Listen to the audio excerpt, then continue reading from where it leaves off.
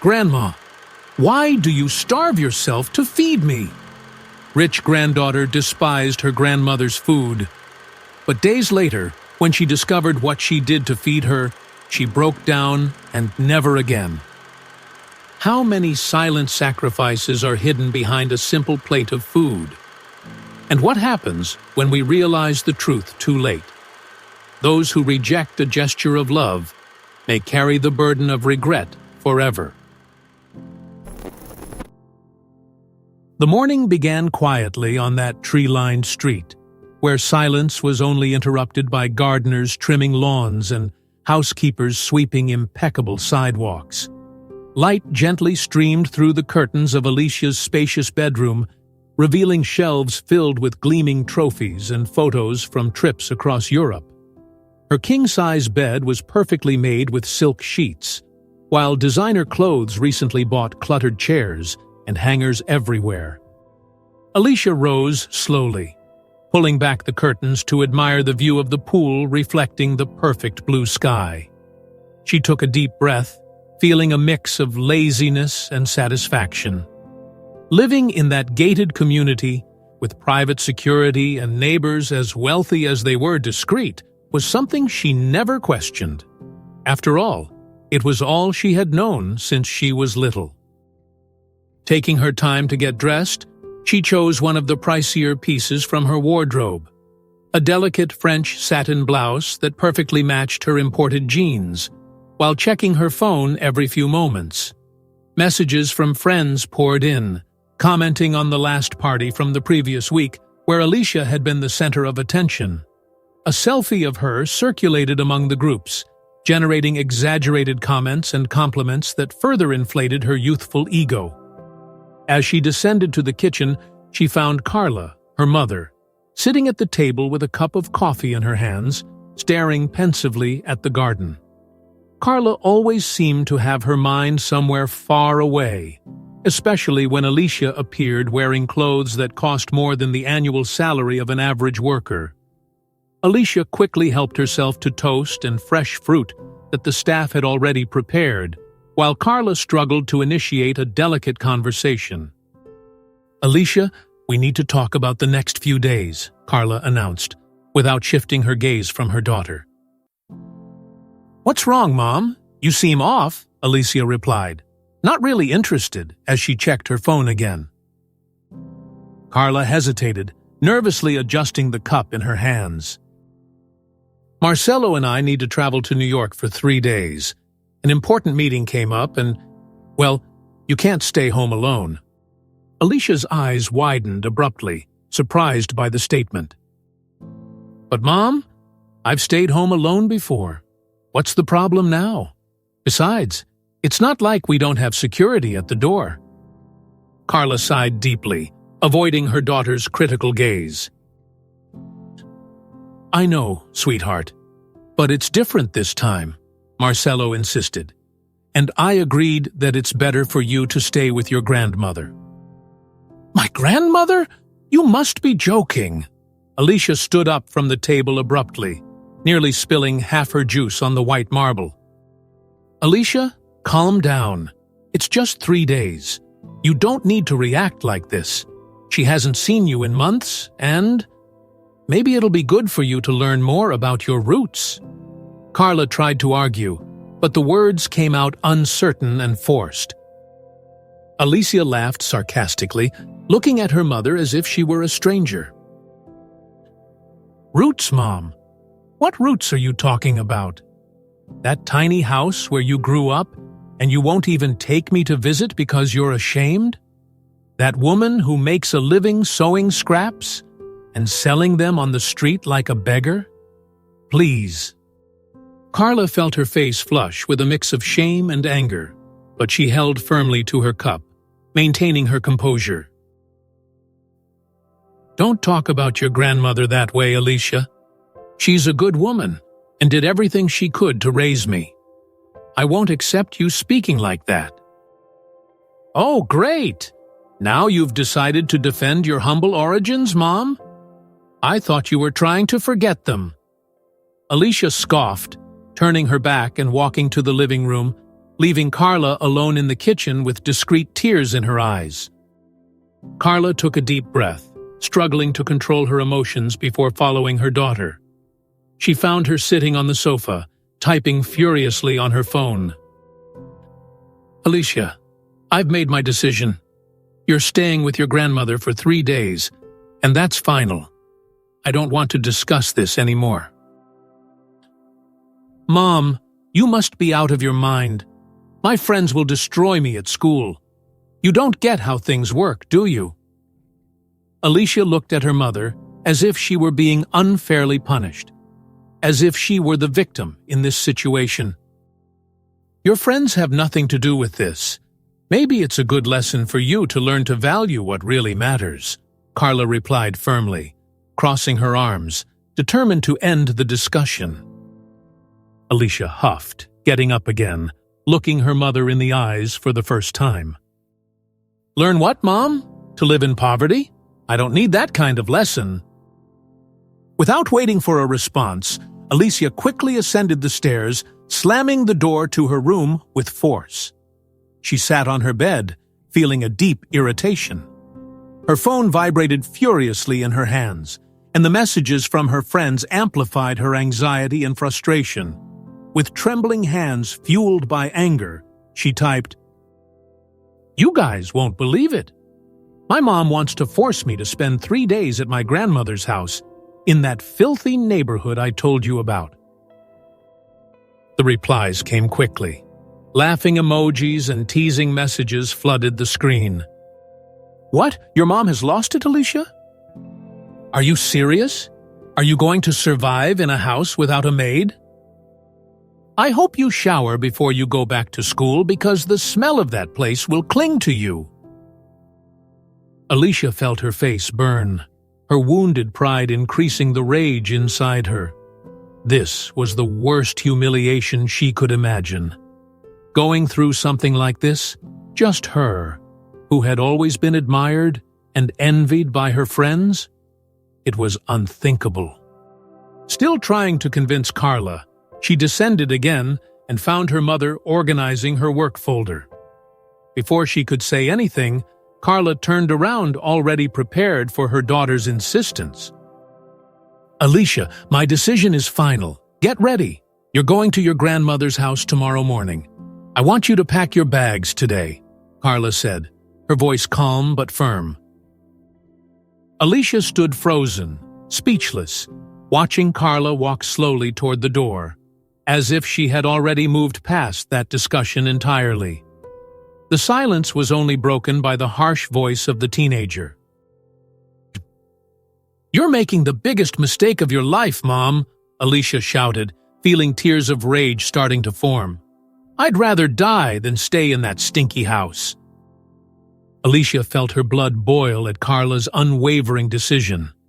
Her heart raced, and the feeling of injustice took hold of every muscle in her body.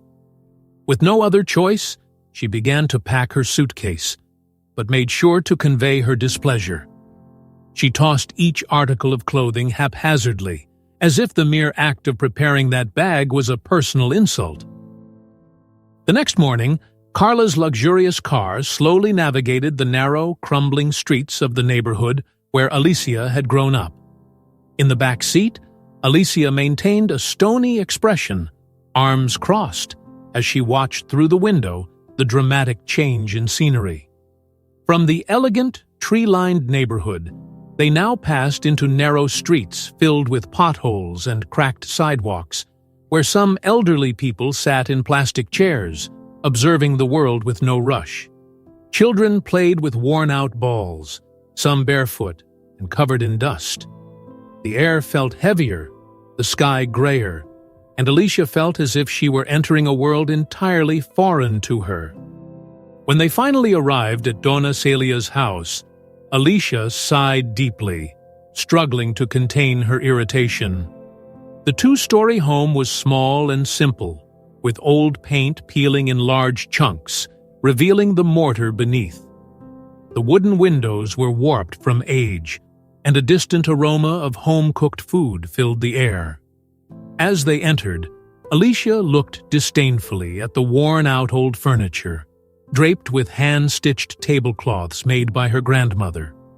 In a discreet corner of the living room stood the old sewing machine that was clearly the center of her grandmother's routine.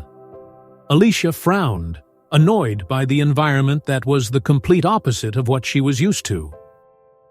Donna Celia greeted them with a loving smile, approaching with open arms. "My dear granddaughter, how long it's been! I've missed you so much," she said, hugging Alicia, who responded coldly to the affection. Carla quickly said her goodbyes, as if eager to leave that place as soon as possible, and soon departed for the airport, leaving Alicia behind with a look full of silent warnings. After her mother left, Alicia sat on the old sofa, covered with a worn blanket. She tried to turn on the television, but, frustrated, realized the remote didn't respond well, and the fuzzy image displayed only a few local channels. Her discomfort grew as she noticed more details about the environment. The mattress in the room where she would sleep was hard. The bathroom was tiny and antiquated, and the lack of air conditioning made the heat almost unbearable. During dinner, Donna Celia, cheerful, served a simple meal made with evident care. White rice, freshly cooked beans, and some sautéed vegetables, the simplicity of which irritated Alicia deeply. "Seriously, Grandma? Is this all you have to eat?" Alicia questioned, pushing the plate away. Donna Celia, trying to hide her sadness behind a peaceful smile, replied sweetly, "It's simple, but made with love, my dear. Please try it. You might be surprised." Alicia scoffed, indignant at what she deemed a cliché sentiment. She then decided to use her phone to order something to eat through an app, but after several frustrating attempts, she noticed something strange. Her card wasn't working. Confused and irritated, she immediately called Carla, questioning what was going on. Her mother's distant and calm voice revealed an even more frustrating truth. "I canceled your card, Alicia. You need to learn to live with what you have. It's part of your lesson." Alicia nearly dropped her phone upon hearing that. Her mother seemed completely indifferent to the humiliating situation she had put her in. Tears welled up in her eyes, not only from the embarrassment, but from feeling abandoned by Carla in a place where she clearly didn't belong. Still holding the phone, Alicia exploded in anger. "How could you do this to me, Mom? You left here because you hated this place. Why are you punishing me now?" On the other end, Carla responded sharply, maintaining control of the situation. "I left there, but maybe I became a worse person because of it. I don't want you to be like me. Make the most of these days and understand how lucky you are."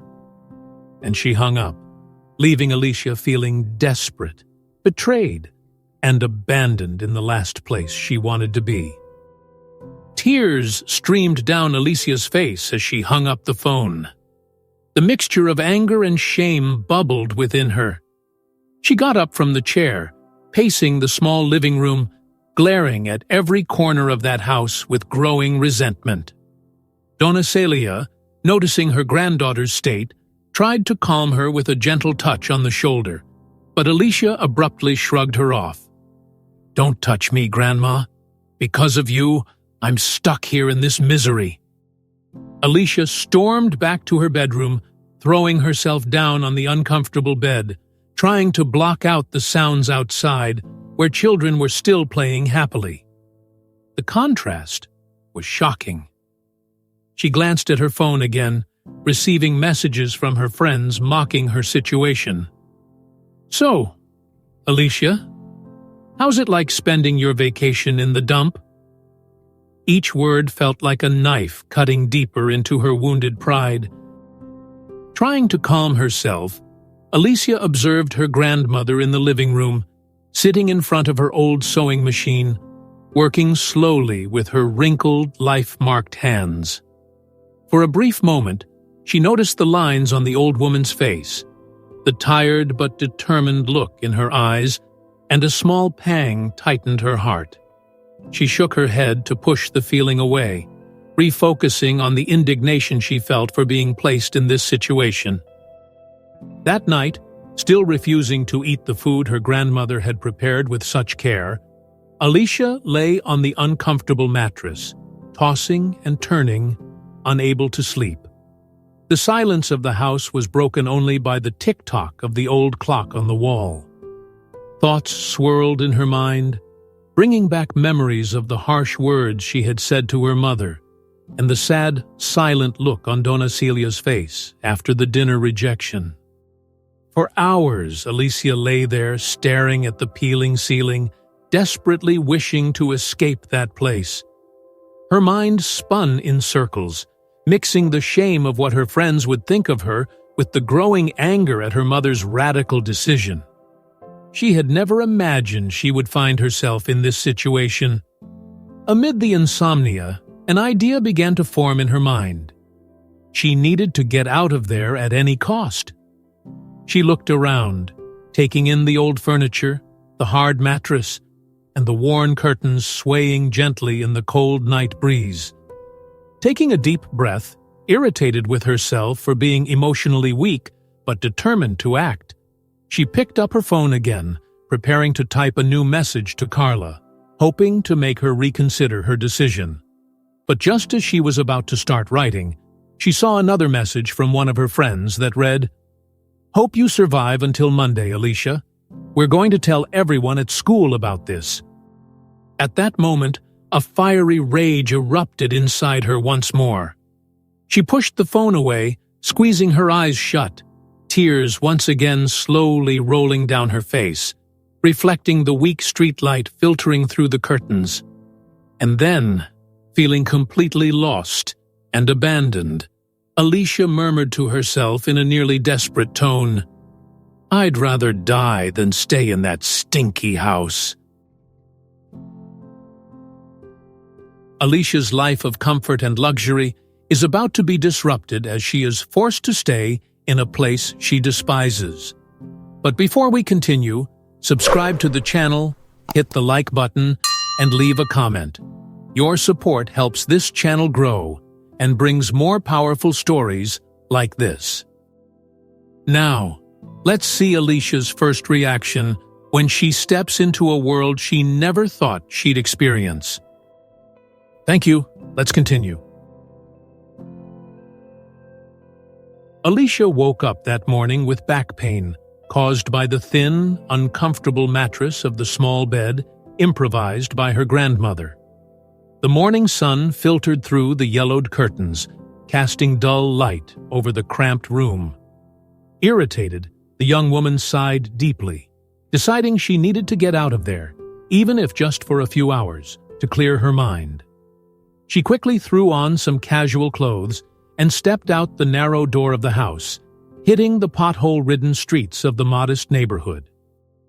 As she walked, a mix of shame and curiosity washed over her at the sight of the locals' gazes fixed on her, as if everyone could clearly see she didn't belong there. The simplicity of that environment, so different from her usual world, was unsettling. The sidewalks were crowded with small vendors offering their wares, overly ripe fruits, used clothes hanging on rusted fences, and homemade candies wrapped in cheap plastic. The smells of food, people, and the environment bothered her deeply, yet at the same time stirred something unknown within her. She passed a small old bakery with a display window showcasing a few yellowed loaves of bread and homemade pies from the day before. An elderly man, wearing a worn hat and a shy smile, greeted her gently, only to receive a cold, distant look in return. Further down the street, she saw a group of children playing barefoot, with an improvised ball made from plastic bags, laughing without a care for the dirt or the potholes in the asphalt. Alicia quickened her pace, disturbed by that scene of poverty and happiness that seemed incompatible with everything she knew. As she crossed to the other sidewalk, the young woman spotted Donna Celia walking slowly, struggling to carry some heavy fabric bags filled with her handmade goods. Noticing her granddaughter, the grandmother smiled timidly, inviting Alicia to accompany her to the small market where she sold dish towels and hand-sewn clothes. Reluctantly, Alicia followed, feeling a growing discomfort. Upon arriving at the market, her embarrassment only worsened. Donna Celia, with a fragile and almost trembling voice, gently urged each passerby, "Please, sir, these dish towels are very good. I make them with so much care." Some customers politely declined, others simply ignored her, while a few bought out of pity, leaving small coins in her wrinkled hands. With every refusal, Alicia averted her gaze, feeling her cheeks burn intensely, as if each rejection was directed at her. Shame and anger swelled inside her, culminating in an almost unbearable irritation. She felt humiliated by the situation, outraged that she had to witness this, and even more so by the fact that she was the granddaughter of someone who had to almost beg to survive. It was then that her phone vibrated again in her pocket. Alicia quickly took it out, hoping it was Carla saying the card had been released, or that she could return home. But upon opening the messaging app, her stomach churned with anger. It was a message from her friends, accompanied by mocking laughter and derisive emojis. "Hey, Alicia, are you enjoying your life in the slum? Make sure to take pictures for us to laugh at later." With tears welling in her eyes, Alicia quickly distanced herself from her grandmother and the market, finding a secluded corner on the street to try to regain emotional control. Her heart raced, and her chest tightened with humiliation and disdain. She resolved to type a fierce reply to her friends, but her hands trembled so much that she ultimately gave up. She shoved the phone back into her pocket, suppressing a furious sob. After a few minutes, she decided to return to her grandmother, who was now gently chatting with an elderly couple interested in her sewing. Alicia watched her grandmother's expression of gratitude as she received a few extra coins beyond the asking price, as if that were the greatest gift in the world. Once again, Alicia's heart tightened, but she quickly pushed that feeling away, burying it under the mask of arrogance and indifference she had learned to wear so well. On the walk back, the two traveled in silence, with Donna Celia casting careful glances at her granddaughter, clearly sensing Alicia's discomfort. Upon entering the house, Alicia flopped onto the sofa, letting out a deep huff, while Donna Celia went straight to the kitchen to prepare something for dinner. Frustrated and irritated, Alicia tried to distract herself again with her phone, but the mocking messages from her friends kept pouring in. One of them clearly read, "Are you enjoying your life in the slum?" followed by derisive laughter. Each message cut into her ego, destroyed her self-esteem, and intensified the anger building within her. Donna Celia delicately placed the plate on the table, approaching cautiously. "Alicia, dear, you need to eat something. I know it's simple, but it's made with a lot of love." Alicia looked at the plate with disdain. The steaming white rice and sautéed vegetables her grandmother had prepared with such effort. In a sudden burst of rage, she pushed the plate away, spilling some food onto the worn tablecloth. "You don't understand, Grandma? I don't want this," she shouted, her voice laced with anger, abruptly rising from the table. "You are the reason I'm stuck in this horrible place. If it weren't for you, I wouldn't be enduring this humiliation." Donna Celia stood silent, her eyes welling with tears, and her heart aching from her granddaughter's hurtful words. Alicia briefly noticed the impact of what she had said, but once again chose to suffocate her guilt, retreating from the kitchen without another word. As night fell, Alicia lay down again on the uncomfortable mattress, her mind in turmoil. She felt guilty for the words she had hurled at her grandmother, but the anger at the situation, at her absent mother, and at the friends ridiculing her was even greater. She picked up her phone again, attempting to call Carla and convince her to get her out of there immediately. Carla answered coldly, reinforcing that this was a necessary lesson. "I canceled your card so you can learn something, Alicia. You can't live like this, despising everything and everyone around you," Carla said firmly, before hanging up again. Alone in the darkness, Alicia felt increasingly suffocated by the reality of a world that rejected her with all its might. But something began to gnaw at her deeply, a troubling curiosity she couldn't shake. Why did Donna Celia accept everything with an almost superhuman patience? What secret or motivation lay behind that sad calm she maintained with such dignity?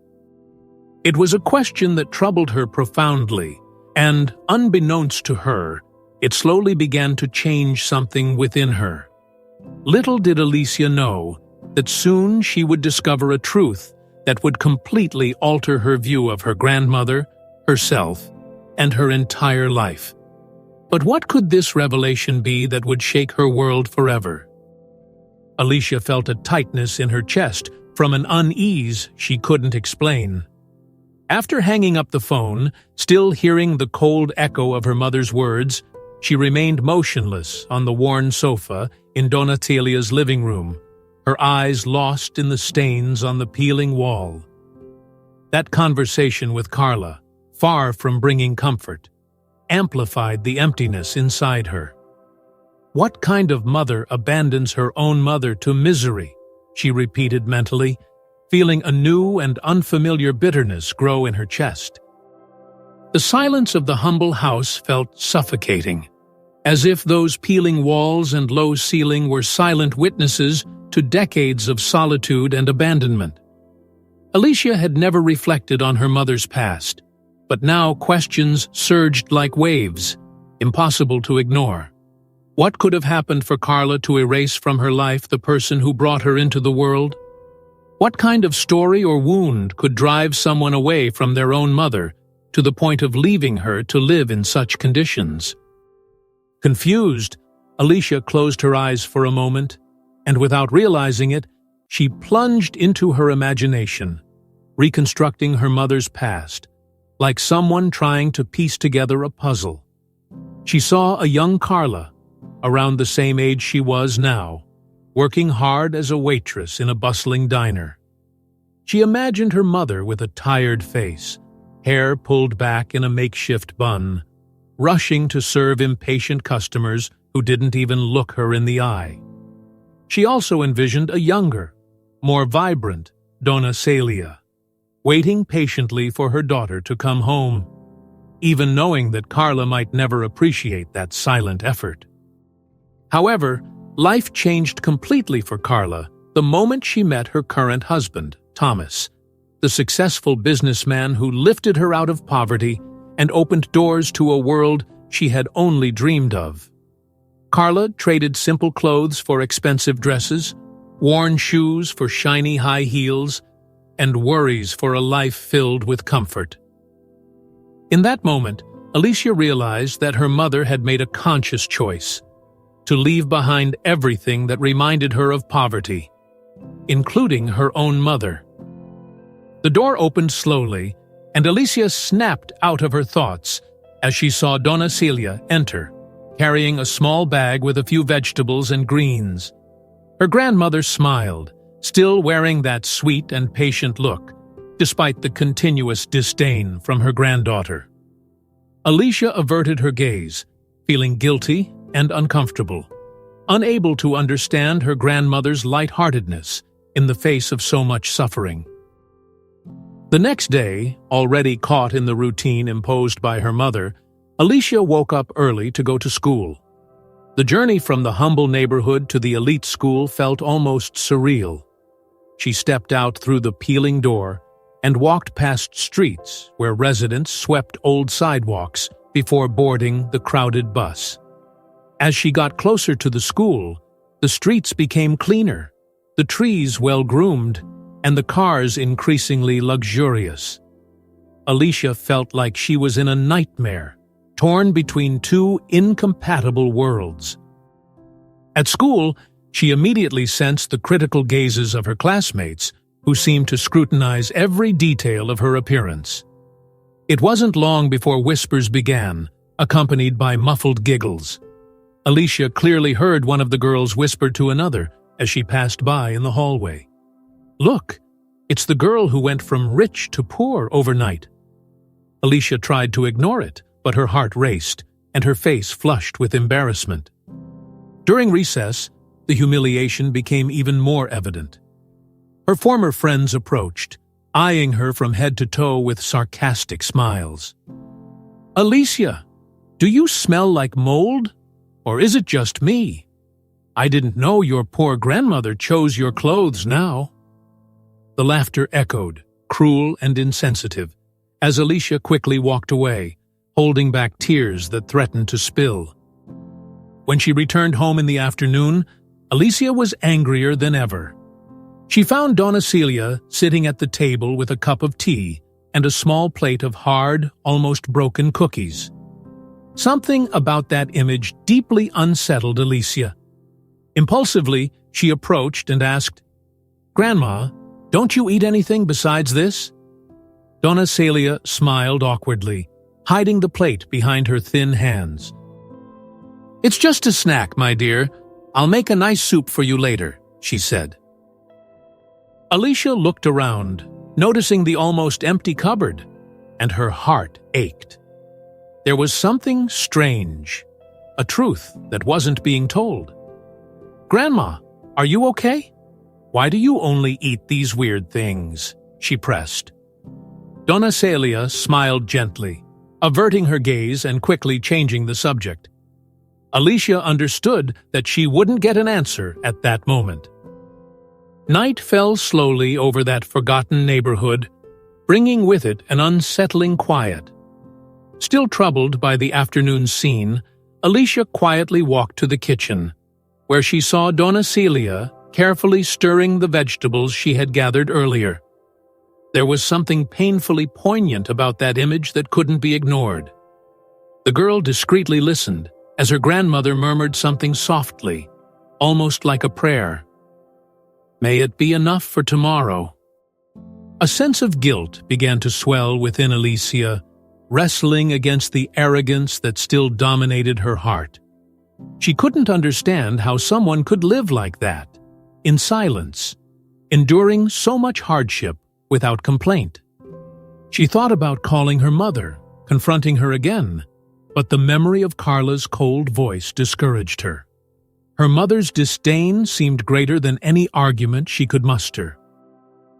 That night, Alicia tossed and turned on the hard mattress, unable to sleep. Every sound in the old house seemed to amplify her anxiety. Finally, she got up, determined to leave, and tried to call an Uber again. To her surprise, she realized that Carla had also canceled other cards, leaving her completely without financial access. Furious and powerless, she sat back down on the sofa, crying softly. When she looked toward the kitchen, she saw Donna Celia quietly sitting in the dark, holding her empty cup of tea, staring into nothing with tired, sad eyes. Alicia felt a knot tighten in her throat. Perhaps her grandmother was suffering more than she could imagine. As she thought about this, she noticed a white envelope open on the table. Unable to resist her curiosity, she peeked discreetly. It was a past-due electricity bill, a clear threat of imminent disconnection. The amount was small, but for Donna Celia, it seemed impossible to pay. At that moment, a new thought troubled Alicia deeply. How would Donna Celia pay that bill if she didn't even have money for decent food? Watching her grandmother again, with eyes now glistening, the question became more intense. How could someone who had already lost almost everything maintain such patience and dignity? Alicia's heart raced as she realized that perhaps there was much more than just poverty in that little house. A painful secret, hidden within the worn walls, something that justified Donna Celia's almost incomprehensible resilience. What could be hidden behind her grandmother's silence, and would Alicia have enough courage to face the truth when it was finally revealed? Alicia still felt the weight of that restless night. Her thoughts tangled between the image of her grandmother holding an empty cup and the overdue electricity bill lying on the table. The discomfort that once stemmed from Donna Celia's humble home now seemed to come from within herself. Something was wrong, and Alicia knew she could no longer ignore it. That afternoon, upon returning from school, she found the house empty. The silence was unsettling. She remembered that her grandmother always went out after lunch to take care of some little things, as she would say with that kind tone. A sudden impulse of curiosity took hold of her, and without thinking twice, Alicia grabbed a light jacket and stepped out the door, determined to follow her. She walked down the pothole-riddled streets of the neighborhood until she caught sight of Donna Celia walking with her cloth bag. Keeping her distance, Alicia trailed behind her to the market, which was already winding down. The setting sun bathed the stalls in golden hues as the vendors began to dismantle their stands. Wooden crates were stacked high, trash bags piled up with remnants of squished fruits and vegetables, and a bittersweet smell lingered in the air. Alicia had never paid attention to the world that existed after the market closed. For her, places like that only served to shop, not for what she was about to witness. Donna Celia approached one of the stands, patiently waiting until the vendor turned his back, and with careful movements began to pick out some fruits and vegetables that had been set aside. She selected the least bruised ones, examining each with care and gently placing them into her bag. It was as if she were harvesting something precious. Alicia felt her chest tighten. Her grandmother wasn't shopping. She was taking what had been rejected. The young girl felt her legs tremble. Each piece of food that Donna Celia picked up from those discard boxes now held a new meaning. She recalled all the times she had complained about dinner, pushed her plate away in disdain, and refused to touch food that didn't look good enough. And now she was seeing with her own eyes that what she had so despised was all her grandmother could offer her. A knot formed in her throat. It was as if she were seeing the world for the first time. Donna Celia continued her silent search, adjusting the scarf around her gray hair, smiling at the vendors as if it were just another ordinary day. Her serene face contrasted sharply with the shame that burned on Alicia's cheeks. That woman, so fragile and small against the surrounding scene, carried an absurd dignity, even while picking through leftovers that others had discarded. Alicia took a step back, feeling dizzy. She needed to get out of there. She needed to breathe. Her chest felt heavy, and the knot in her throat grew tighter. She hurried back home, her eyes misty, her heart racing. When she arrived, she locked herself in the small room where she slept and slid down the door until she sat on the floor. For the first time in a long time, she cried. A trapped, painful cry filled with guilt. She remembered how she spoke to her grandmother, the contempt in her tone, the arrogance in every impatient gesture. How could she have been so blind? How could she have been so cruel? Now she knew that every plate of food she had rejected meant that her grandmother would likely go without eating. And every bitter word she had thrown at her only made her loneliness heavier. The feeling of suffocation intensified when she picked up her phone. Messages from her friends kept coming in. One of them had attached a photo of an elderly woman picking through leftovers at the market, followed by a cruel caption. Does anyone recognize this poor soul? How embarrassing. Alicia felt her stomach churn. It was Donna Celia. Alicia felt her face burn. Why were people so cruel? And worse, why had she been that way too? The contempt she had always held for her grandmother now seemed to turn against herself, like a sharp blade cutting into her own skin. She closed her eyes, feeling guilt mix with anger.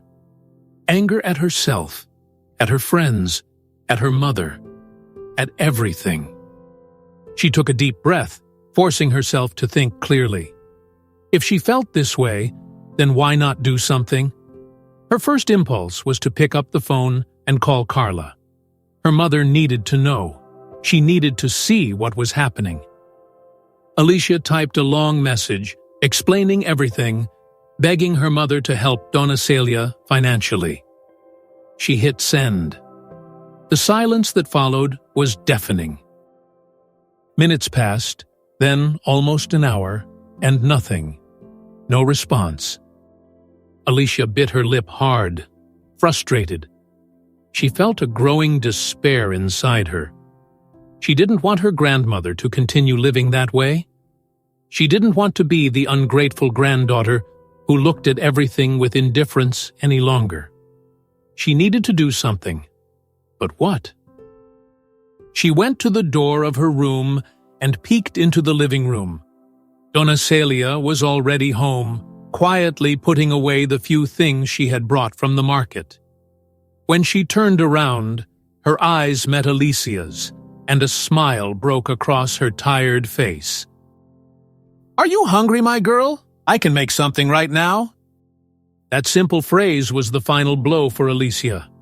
Her grandmother, who was going hungry, who was picking up leftovers from the market, who could barely afford the electricity bill, still worried if she wanted to eat. Alicia felt tears welling up again, but swallowed the sob. She merely shook her head in denial and murmured a, "Thank you." She went back up to her room, feeling the weight of that night settle on her shoulders. She lay down on the hard bed, staring at the ceiling, her thoughts swirling. She wouldn't be able to sleep. Not while that guilt lingered, pressing down on her chest. Deep down, she knew that it wasn't enough to just text her mother or feel remorse.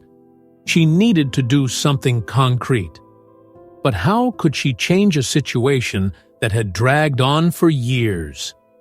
For the first time, Alicia began to think beyond herself, and something inside her whispered that this would be the longest night of her life.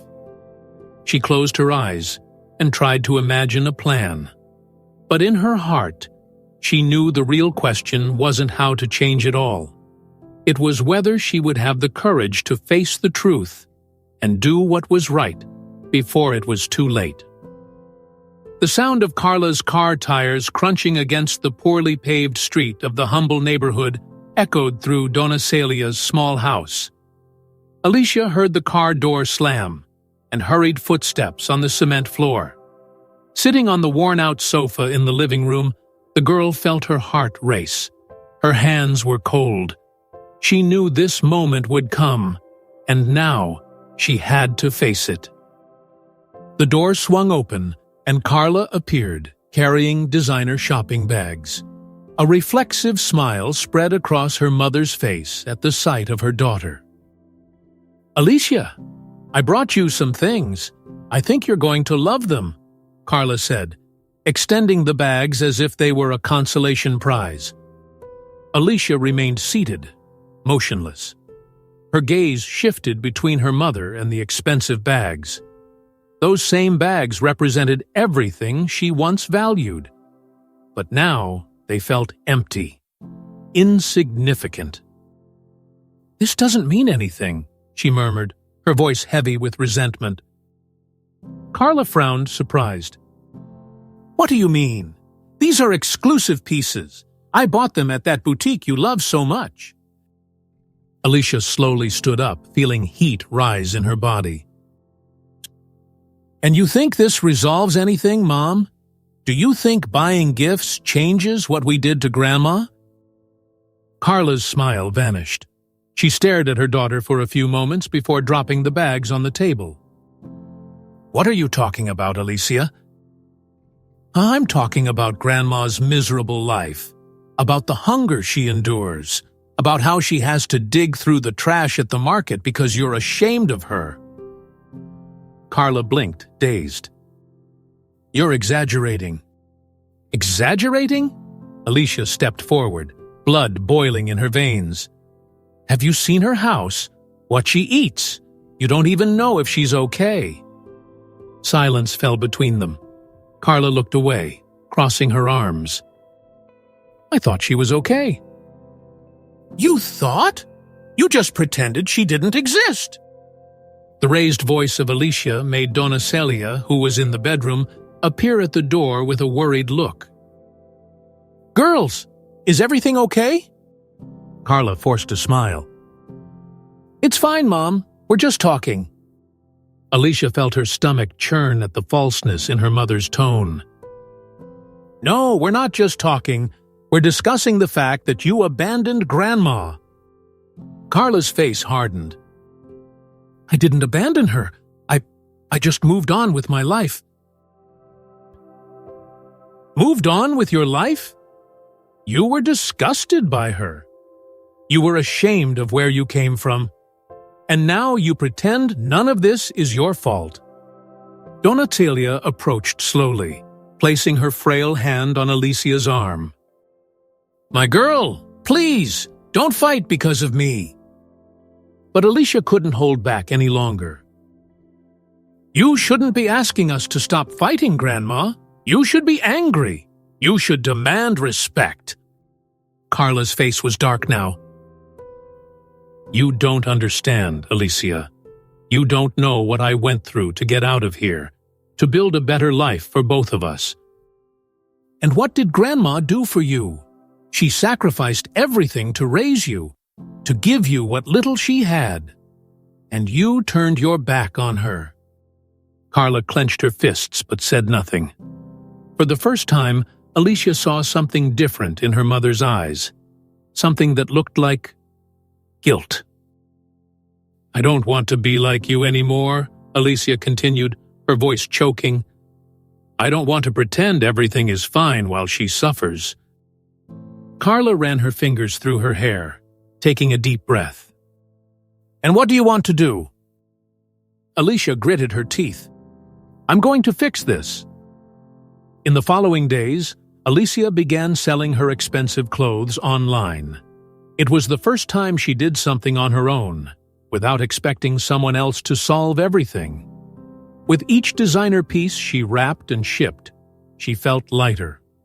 The money started coming in, and without thinking twice, she hired a painter and a plumber from her own neighborhood to begin renovations at her grandmother's house. "What's going on here?" Donna Celia asked when she saw the workers. Alicia smiled. "Just a little gift." Her grandmother shook her head, chuckling softly. "My girl, you didn't have to." "Yes, I did." In the back of the house, Carla watched the scene in silence. For the first time, she saw her daughter genuinely involved in something that wasn't superficial. A knot formed in her chest.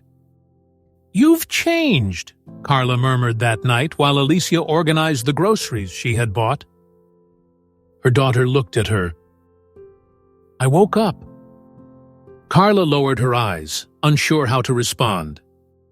But that moment of truce wouldn't last long. The next morning, Alicia woke up early to take food to her grandmother. She was excited. She had managed to buy a lot of things and knew Donna Celia would be happy. She grabbed the bags and hurried over to her grandmother's house. But as soon as she opened the door, something felt off. Silence. The little radio that always played softly was off. The kettle on the stove was silent. Alicia hesitated before stepping further into the living room. "Grandma!" No response. Her heart raced. She walked slowly toward the bedroom. And then she saw it. Donna Celia lay there, pale, motionless. The bags fell from Alicia's hands. "Grandma!" She rushed to the bed, clutching her grandmother's frail hand. "Grandma, please wake up." The girl's chest rose and fell in desperation. She grabbed the phone and dialed the hospital. "My grandmother isn't well. Please send an ambulance." But deep down, Alicia felt the fear spreading through her body. What if it was too late? Alicia has finally confronted her mother, and for the first time, Carla is forced to face the truth. But is it too late to fix things? Before we continue, subscribe, turn on notifications, and drop a like. This helps the channel grow and ensures more people can experience these emotional stories. Now, let's see what happens when Alicia tries to make things right with her grandmother. Alicia's heart raced as she trembled while holding the cold hand of Grandma Celia. The elderly woman lay still. Her small, fragile body seemed even smaller there, resting in bed, with pale skin and dry lips. The radio, which always played her old songs, was turned off. The kettle wasn't whistling on the stove. The silence was terrifying. "Grandma, please talk to me," Alicia whispered, gently shaking the old woman's shoulder. No response. Panic surged through her body. Her hands shook as she grabbed her phone and dialed emergency services. "My grandma! She isn't moving! She needs help! Please send an ambulance!" The operator asked quick questions, urging Alicia to check if Grandma Celia was still breathing. The girl leaned in close, feeling the faint warmth of breath against her cheek. "She's breathing, but it's weak. Please, hurry!" The operator's instructions seemed like a blur in her mind. Her legs felt weak, her heart racing in her chest. She held her grandmother's hand, feeling the texture of her wrinkled skin, and warm tears streamed down her face. "Grandma, hang in there! I'm here!" Time seemed to have stopped. Seconds dragged on as she waited. Every sound from the street made her jump, hoping for the sound of sirens. Finally, she heard it. The sharp wail of the ambulance echoed through the narrow streets of the neighborhood. The vehicle screeched to a halt in front of the house, and paramedics rushed in.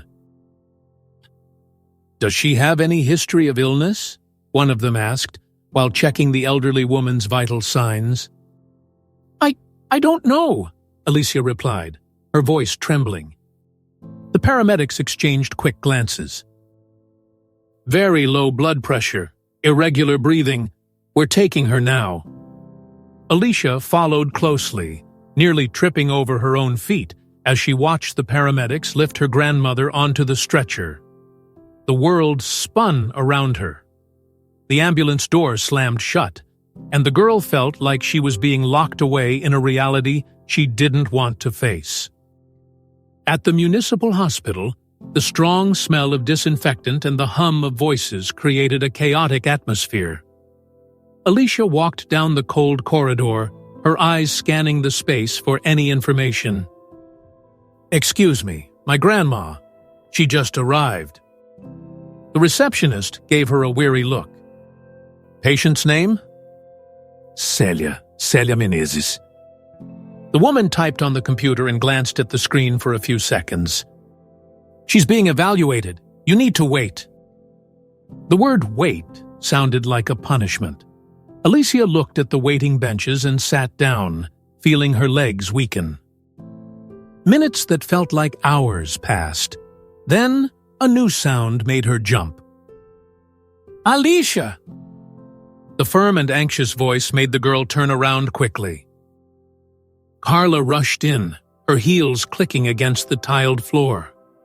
Her face was pale, and her wide eyes reflected a worry Alicia had never seen before. "What happened?" Carla asked, almost breathless. I found her lying down. She wasn't moving." For the first time in a long time, Alicia saw something break inside her mother. Carla covered her mouth with her hands, tears welling in her eyes. "My God." The woman turned to the receptionist, her voice tense.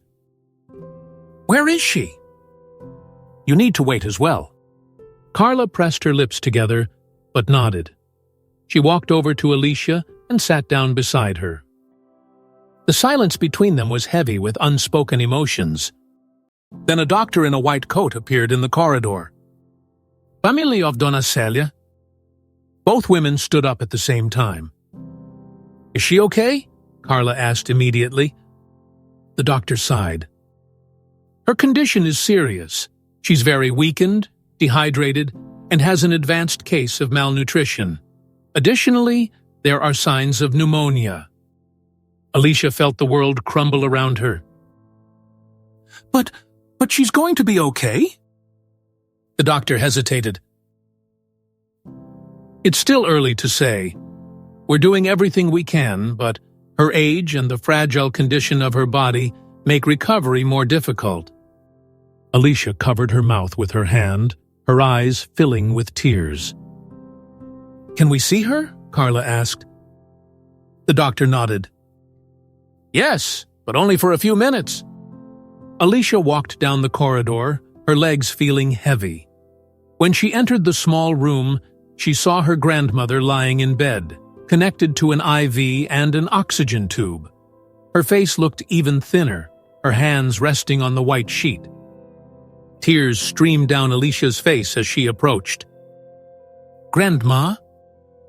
The elderly woman slowly opened her eyes. A weak smile appeared on her lips.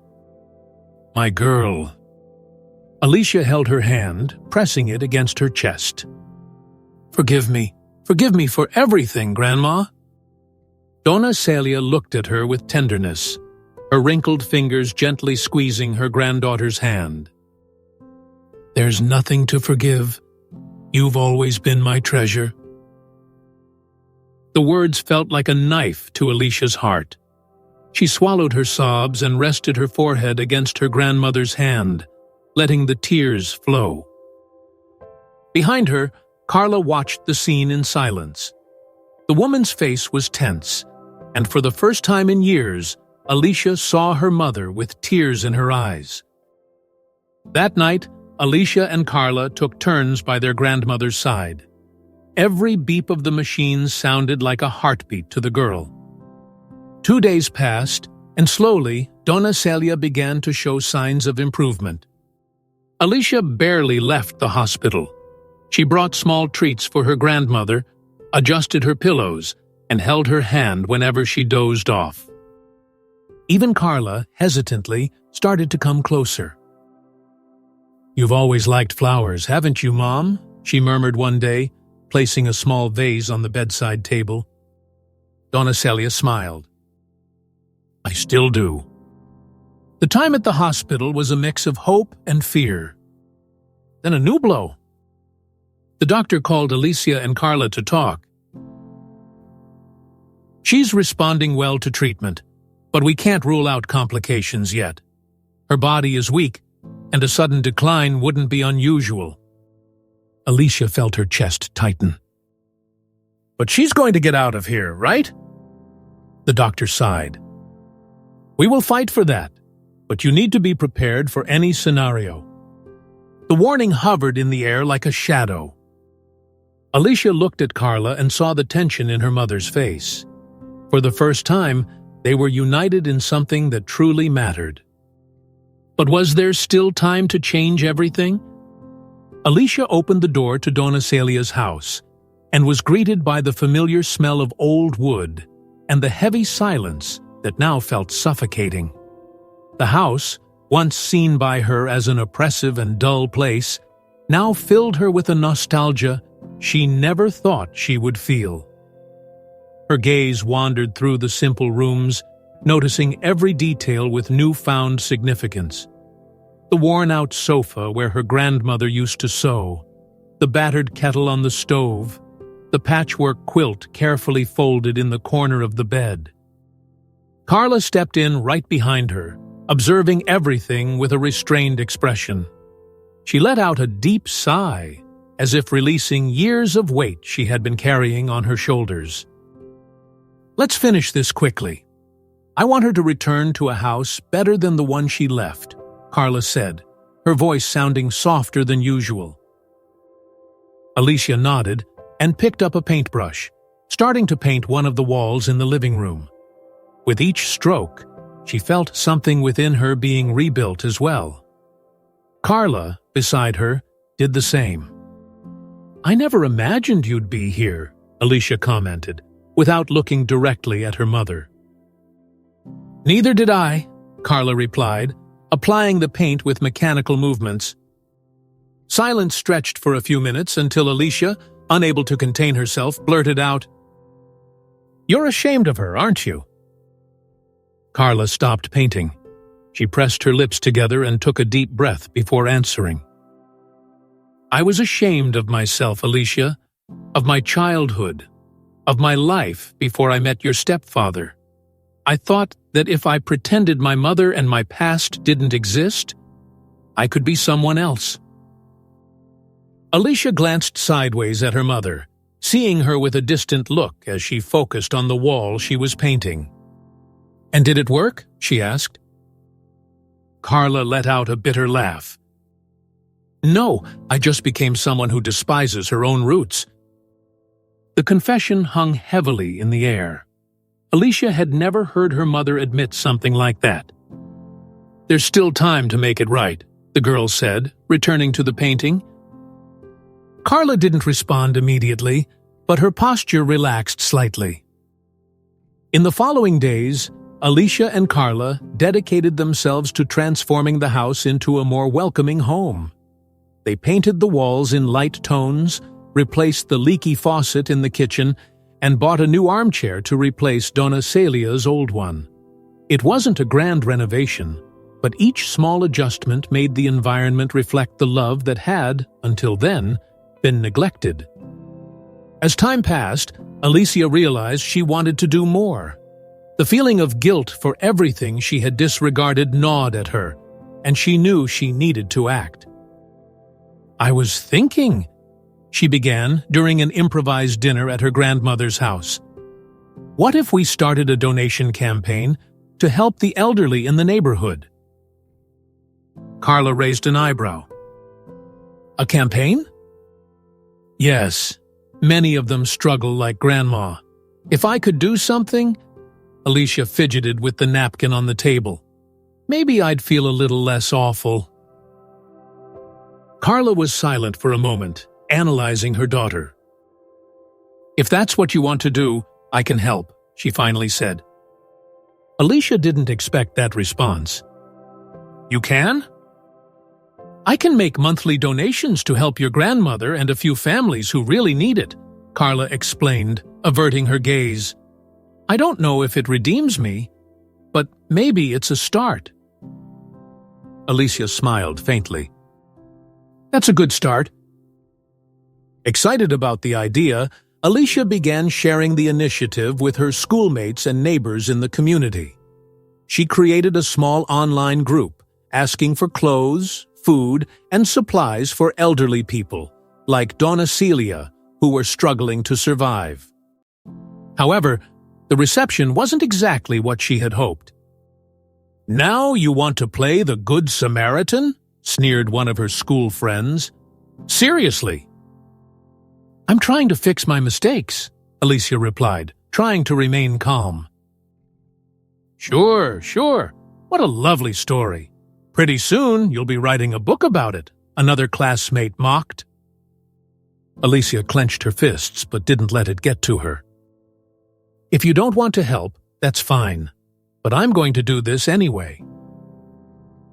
The girls laughed, but Alicia walked away without listening. Their disdain no longer mattered. To her surprise, however, Two classmates approached her after the conversation. "I think what you're doing is cool," one of them said hesitantly. "My grandmother also faced difficulties. I'd like to help." Alicia felt a wave of hope. "Thank you, that means a lot." While working to gather donations, Alicia also focused on making her grandmother's house more welcoming. During this mission, she discovered small treasures hidden among Donna Celia's belongings. In the kitchen drawer, she found an old recipe book with scribbled notes in the margins. "For my granddaughter when she wants to learn," Alicia read aloud, her voice thick with emotion. She flipped through the pages, recognizing dishes her grandmother always made.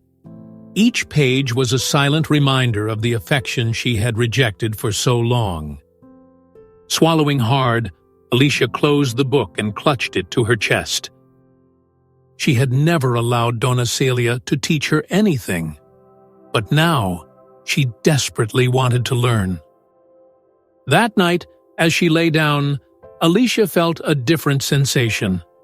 For the first time in a long time, there was no weight of arrogance or disdain, just a genuine desire to return the love that had always been there, waiting to be acknowledged. Then the next morning, the phone rang. "Hi, Alicia?" It was the voice of the doctor from the hospital. Alicia's heart raced. "Yes, it's me. How is my grandmother?" The doctor paused before responding. "Donna Celia is showing significant improvement. If she continues like this, she might be able to go home soon." Alicia placed her hand on her chest, feeling her heart pounding. She will come back home?" "If the tests keep coming back positive, yes." The emotion was overwhelming. She hung up the phone and looked around. The renovated house, the donations coming in, the recipe book on the table. Donna Celia would have a better home to return to, but, above all, she would have something that should never have been denied. Alicia was ready to welcome her with the love her grandmother had always given her. And this time, it would be for real. Alicia woke up early that morning, the soft sunlight streaming through the new curtains they had put up in her grandmother's house.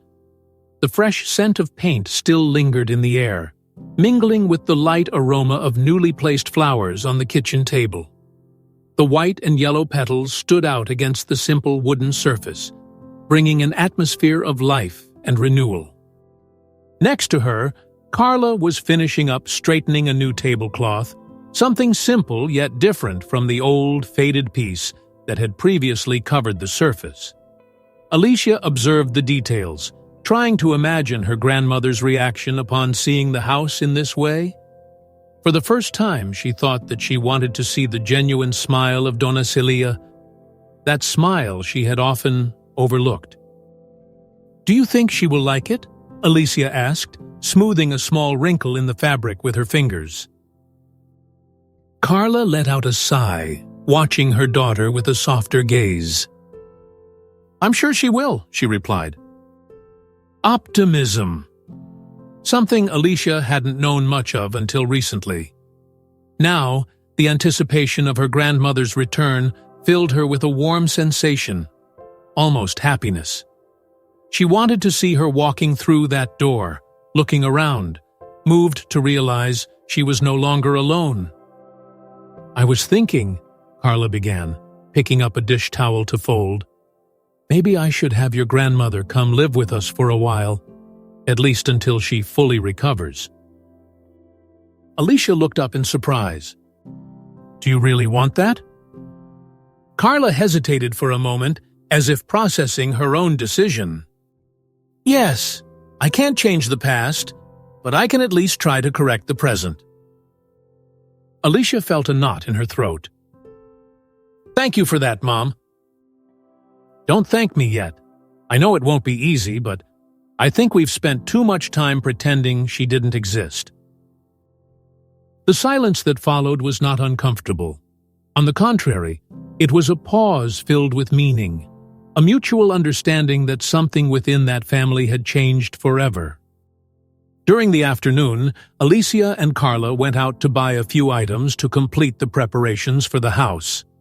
Alicia chose a new set of floral bed sheets for her grandmother, soft and in pastel colors. "She always liked these colors," Carla said, touching the fabric. "I never noticed," Alicia murmured. On their way home, they passed a bakery. Alicia looked through the glass display and spotted a homemade pie. Something inside her made her stop. "Let's get that," she said, pointing. Carla raised an eyebrow. "Pie?" "Yes, for Grandma." The attendant carefully wrapped the pie, and Alicia held it against her chest, feeling a mix of anxiety and hope swell inside her. When they got home, they spent the rest of the day finalizing every detail. Carla cleaned the little new stove, while Alicia set up her grandmother's bed, folding the sheets with care. She opened the wardrobe and saw some of Donna Celia's worn clothes still hanging, smelling of neutral soap. She closed her eyes for a moment, allowing herself to feel her grandmother's presence there, even if she was still in the hospital. "She deserves all of this," she murmured to herself.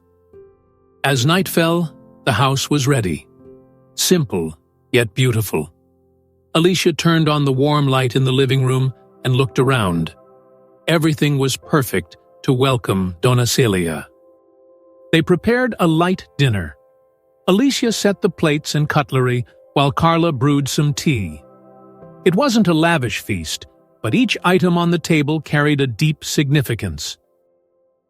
"I can't wait to see her face when she walks in here," Alicia said, smiling for the first time in days. Carla sat down at the table and looked at her daughter. "Alicia." "Yes?" Carla hesitated, her fingers fiddling with the edge of her cup. "I'm sorry."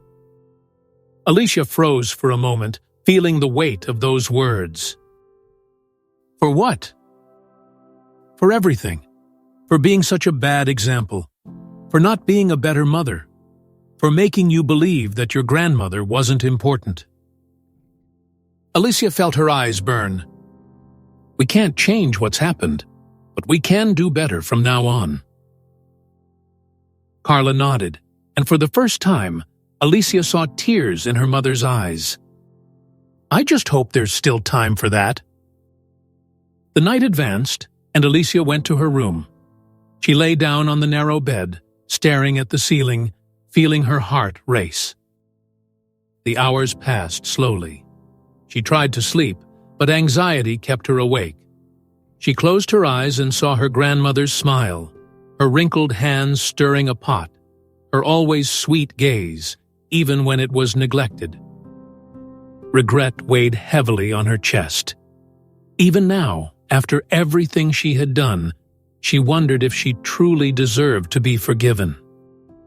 She turned in bed, hugging her pillow, feeling a tightness in her chest. She's going to come back, and this time, I will be a better granddaughter, she thought. The first ray of sunlight peeked through the window, and Alicia finally drifted off to sleep.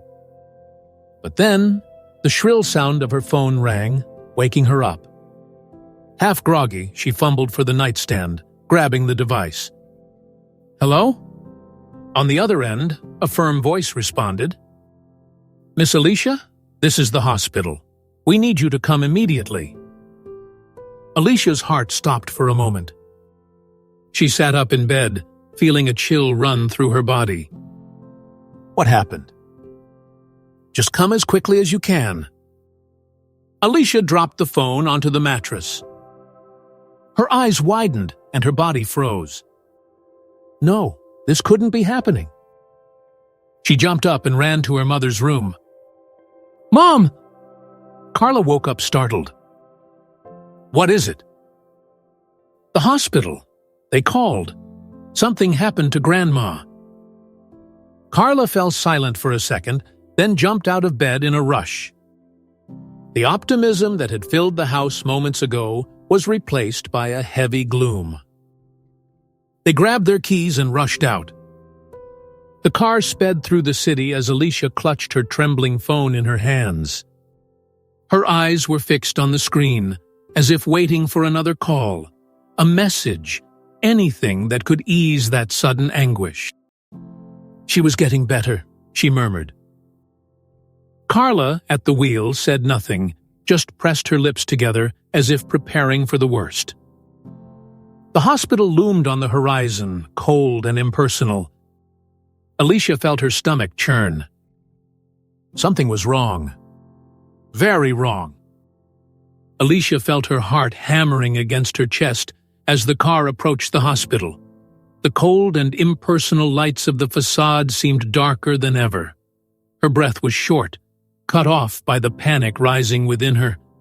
Carla gripped the steering wheel tightly, her knuckles white, her gaze fixed on the road.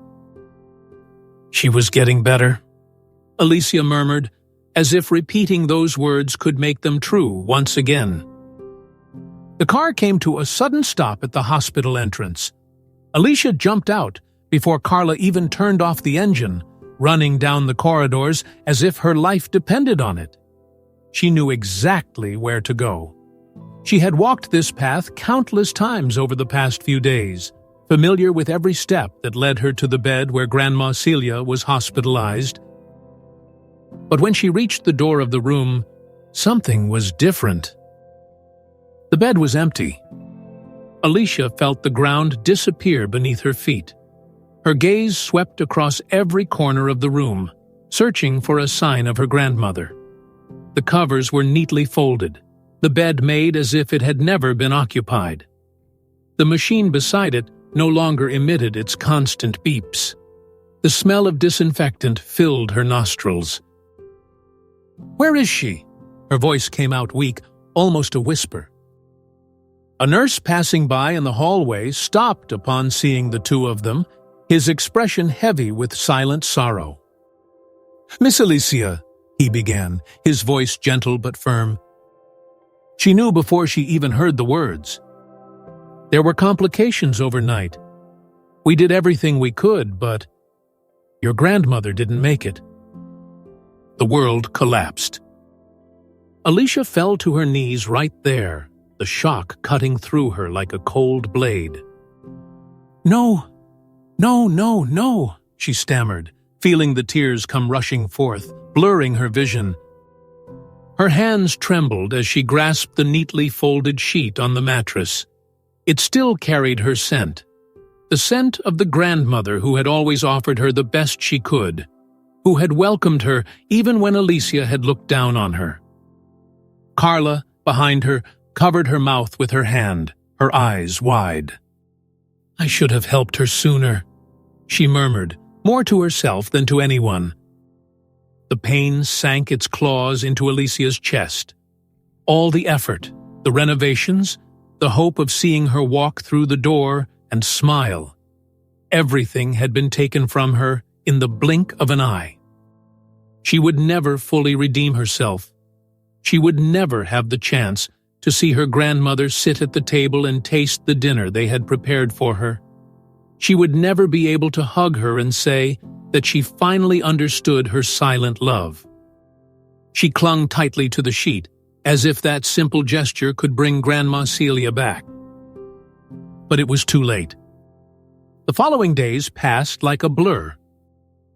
Grandma Celia's funeral was simple, held at the small church in the neighborhood she attended. Distant relatives showed up, some with tears, others with a silence heavy with regret. Neighbors gathered around, mourning the loss of the woman who had always been generous, even with so little. Some ladies shared stories about her, recalling how she always offered a warm cup of coffee to anyone passing by, how she never let anyone leave her home without a plate of food. Alicia stood beside the coffin, her eyes swollen from crying, her throat dry. She couldn't speak. She couldn't say anything. As they threw the last shovel of dirt onto the grave, she felt as if a piece of her was buried alongside it. The house felt empty without Grandma Celia. Even with the freshly painted walls, the neatly arranged furniture, the still fresh flowers in the vases, everything felt cold, as if her absence had sucked all the life out of that place. Alicia entered the kitchen slowly, catching a faint smell of beans that Carla had cooked the previous morning. The pot was still on the new stove. She stood there, staring at the dish she had so often rejected, the food she had scorned, the simple meals she had ridiculed. Her eyes burned and a sob escaped her lips. She took a plate and served a small portion, her hands trembling as she held the spoon. She sat down at the table, exactly where Grandma Celia used to sit. She brought the first spoonful to her mouth. The taste was simple, ordinary, but each grain carried a story that could now never be rewritten. Tears fell silently as she ate, each bite a reminder of the love she had wasted, of the time she could never reclaim. The pain would not only come from Grandma Celia's absence, but from the regret of never having said, "I love you," while there was still time. Days passed, but something inside Alicia had changed forever. She and Carla continued the donation campaign in the neighborhood, helping other needy elderly individuals. The project grew, becoming a movement among the residents. With each meal delivered, with each smile received, Alicia felt that she was, in some way, honoring her grandmother's memory. But nothing would fill the void of never having said everything she needed to. On an ordinary afternoon, while watching bags of food being distributed, Alicia looked up at the sky. With teary eyes, she whispered softly, "I love you, Grandma."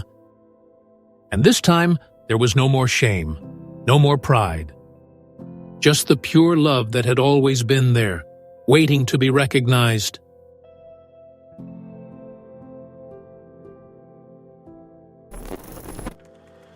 Life is fleeting, and often we only realize the true value of someone when it's too late. Alicia learned this in the most painful way, through loss, regret, and an irreversible past. But while she couldn't change yesterday, she chose to honor her grandmother's love by transforming her own future. This story reminds us that love is not about grand gestures, but the small, silent sacrifices we often overlook. The warmth of a shared meal, a kind word, a moment of gratitude. These are the things that truly matter. So, before it's too late, ask yourself, who in your life deserves to hear "I love you" today? And what did this story teach you about the power of appreciation? Share your thoughts in the comments below. If this story touched your heart, don't forget to subscribe, hit the notification bell, and leave a like to support the channel. Your engagement helps bring more meaningful stories like this to life. Also, check out the next recommended video by clicking on the card on your screen. You won't want to miss it. Thank you for watching, and see you in the next story.